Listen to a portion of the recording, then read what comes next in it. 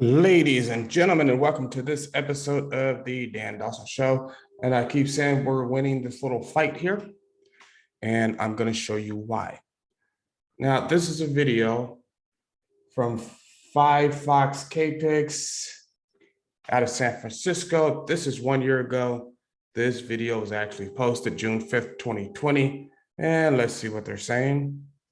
Mayor London Breed wants to give a part of the police budget to Black communities in the city. KPI X5's Kenny Choi live at police headquarters with reaction from the chief. Kenny? I spoke to the police chief just a short time ago, and he says, bottom line, this is for the betterment of the city. Meanwhile, the police officer. Now, you notice how even the police chief is saying, oh, this is great, and this is for the betterment of the city, and blah, blah, blah. And you'll watch him speak later on in this video, and I tell you. Officers Association has many questions tonight, with the mayor's office offering a few other details. Black Lives Matter and more than 100 Black rights groups this week signed a petition demanding elected officials decrease funding for police departments and redirect those funds to areas like education. Look at all those Black people at that Black Lives Matter rally. Hold up, let me see if I can. Oh, I don't see not a one. Hold up, no. Maybe one there in the back. Looks mixed. Maybe one right here. I probably just got lost right here. So probably just got lost on his way in. And healthcare. Now is the time for us to say we're really committed to making change and affecting change and improving outcomes for Black people. Mayor London Breed says the amount they're looking to redirect will be announced on August 1st. I talked to San Francisco. See how full they are of themselves? Because they think this is a great idea. It's really going to work. Let's see what happens. Let's go, Police Chief Bill Scott, about the decrease in funding. To reallocate funding to programs that are going to help the overall city objectives, that's not defunding. I mean, we suffer budget cuts all the time. Kind of sounds like defunding, but I could be wrong. Actually, they want to abolish the police. Oh, what a dummy. I don't think that's defunding. You know, some of the folks that are saying defunding the police, they're saying abolish the police department. Other police departments are facing the same reality. And you notice he had to admit it himself. Let's see where these abolish the police people are. What cities? Los Angeles Mayor Eric Garcetti just announced he'll cut police funding of up to $150 million after advocating until recently for increased funding. The San Francisco Police Officers Association is against the mayor's objective. Will response times be slower because we don't have enough officers at each individual district station to handle the call volume that might be coming through? It's unclear what part of the police budget and how the decrease in funds would affect the department. We have to look at everything from building projects to police cars and equipment that we need, but maybe we can hold off on Such as body cams? getting for now. I mean, there's a vast array of things that we are able to look at, and you take a little bit here, take a little bit there, and we try to get it done. And during our interview with Chief Scott, he emphasized that the ability for police to respond to emergency calls, as well as to patrol and investigate crimes, will remain intact and continue. That is not possible. If you're defunding the police and taking more cops off the street, there's no way they can answer the same volume of calls. And the calls are only going to go up because criminals know there's less police on the street. It doesn't even make common sense. Meanwhile, Detroit's top cop today saying that the idea of redirecting funds is a bad idea. We're live in front of San Francisco Police Department headquarters in San Francisco. Kenny Choi, KPI X5. Now, ladies and gentlemen, what I want to do, let me reduce this. I want to read you an article from today. This was just posted late this evening. This is from the Associated Press. It says, and this is by Janine Haar, San Francisco mayor pledges more police safety measures. Does San Francisco have a mayoral election between now and last year? I don't know. Let's find out. San Francisco's mayor announced Tuesday even more initiatives aimed at curbing open drug use, brazen home break-ins, and other criminal behavior that she says have made a mockery of the city's famed tolerance and compassion. Well, what did she think was going to happen? Did she think everything was just going to be okie dokie? Let me move this down. Hold up.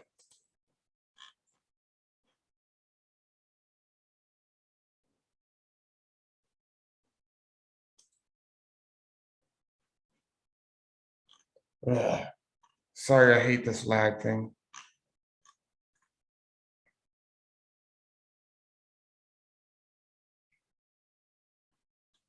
Alrighty, here we go. We're back where we started. Mayor London Breed, I think that's the same mayor, said at a news conference attended by her police chief and other public safety personnel, I wonder if that's the same police chief, that she would introduce legislation to allow law enforcement real-time access to surveillance video in certain situations and to make it harder for people to sell stolen goods. She also announced the use of emergency powers to improve safety in the Tenderloin, one of the poorest and most drug-infested neighborhoods in San Francisco. So where these things happen, where they start, and where usually they're most violent and dangerous, are often in poor neighborhoods. Where was I? Where parents have pleaded for protection from drug dealers and violent street behavior. The neighborhood contains several government buildings, including City Hall. What I am proposing today and what I will be proposing in the future will make a lot of people uncomfortable, and I don't care, said Breed, a Democrat. It's really important they put that in there, because even the Democrats now are having to say, yeah, we need law and order. People have to be protected. You shouldn't be a victim in your own home. So we're past the point where what we see is even remotely acceptable. You were past that point some time ago.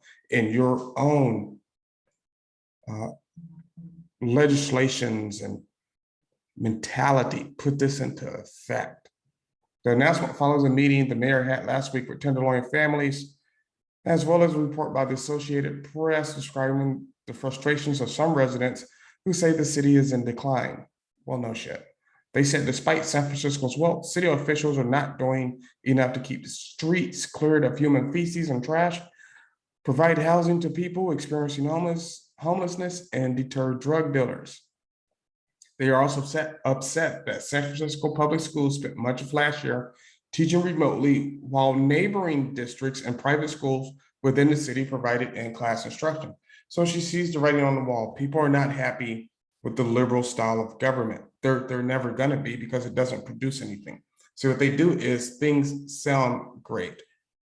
Hey, we're going to do this and we're going to do that, and we're going to help the poor, and we're going to help the Black community, and all those things sound great. They really do, but they don't have a plan for actually putting it into action.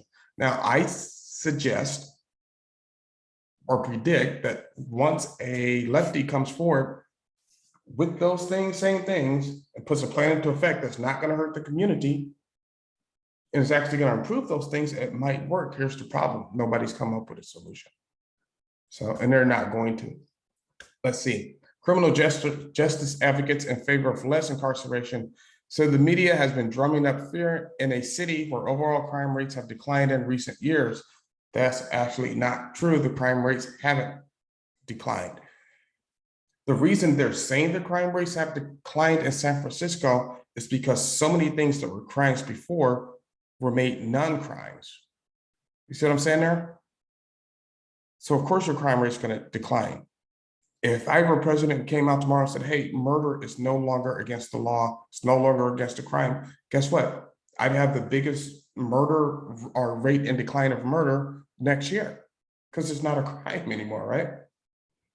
Increased enforcement, they say, only ends up harming the most vulnerable without improving public safety. That's not actually true. Not enforcing the law and taking laws off the book, they end up hurting the most. That's what ends up hurting the most vulnerable. Not enforcing law against criminals. It's ridiculous. Similar debates are taking place across the country in liberal cities, where the murder of George Floyd led to a surge of progressive activism that included calls to rethink the way cities deal with crime. Some cities where there were calls to defund the police including Portland, Oregon, have moved in recent months to bolster police budgets. Well, here's the thing. Portland, Seattle cut their cops so much, and they still have these lefties in there. They're not going to make a full recovery. They're really not. And if they do it, it'll be years from now. So I don't expect much.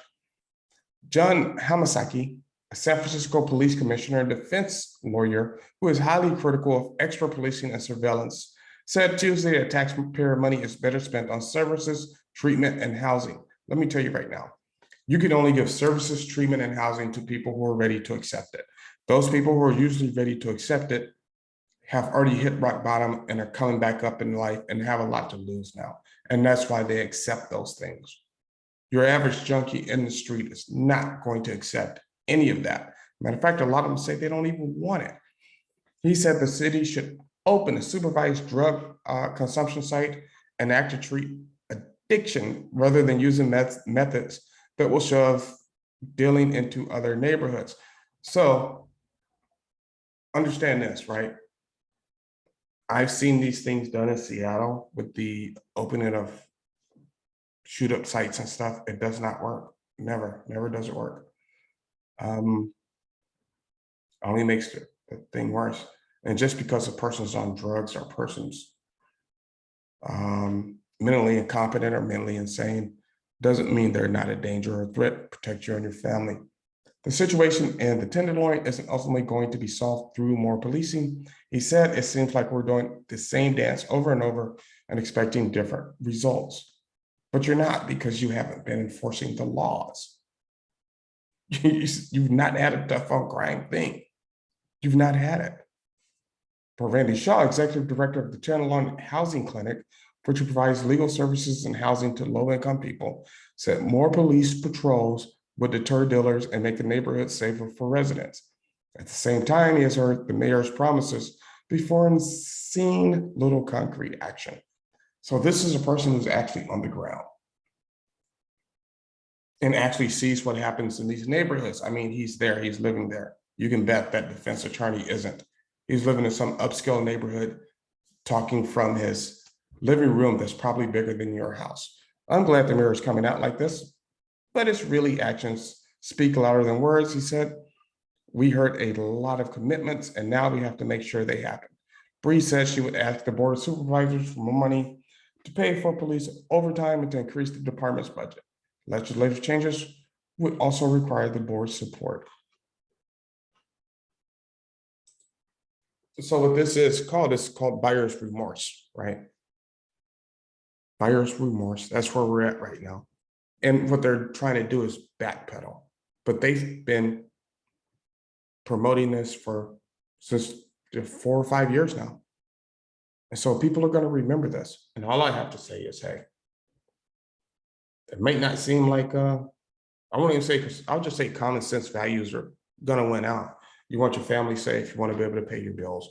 That's baseline things. Everybody wants that. I don't care if you're conservative, Democrat, doesn't really matter. Everybody wants to be able to do that. You want a good quality of life. Here's the problem. The leftists are spoiled kids. They've never had to worry about that stuff. So, and today they still don't. They just go out and talk crap. But I hope you enjoyed this episode of the Dan Dawson Show. Like, subscribe, share. Make sure you subscribe. That way you see when I put out a new show.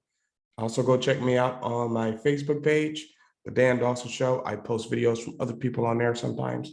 So, but like, subscribe, share. Keep your paddle dry. And as always, especially in these days and times, do what you got to do.